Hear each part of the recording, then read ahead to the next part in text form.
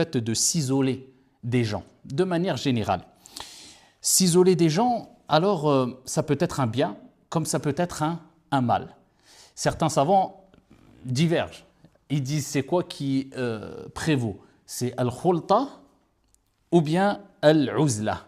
C'est le fait de se mélanger aux gens, c'est ça le principe de base, et c'est ce qui est meilleur.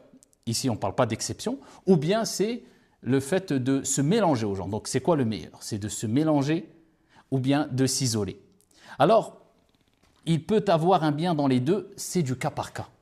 Alors, il y a le hadith apporté par Ibn Majah à titre indicatif, où le prophète sallallahu alayhi wa sallam nous dit « Al-mu'minu alladhi yukhalitu an-nas wa yasbiru ala adhahum khayru min alladhi la yukhalitu an-nas wa la yasbiru ala adhahum » Le croyant qui se mélange aux gens et qui patiente quant à leurs méfaits, à leurs préjudices, est meilleur que celui qui ne se mélange pas aux gens et qui ne patiente pas quant à leurs préjudices. Alors si on prend ce hadith-là, on voit que al-khulta, donc le fait de se mélanger avec les gens et de patienter quant à leurs préjudices est préférable.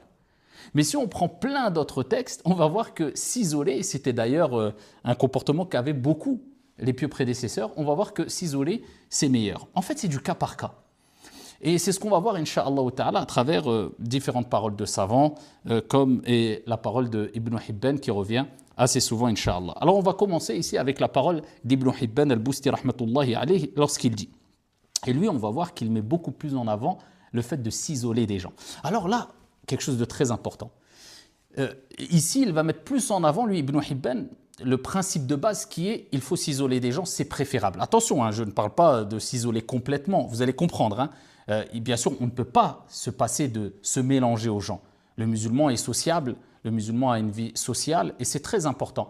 On parle dans certains cas.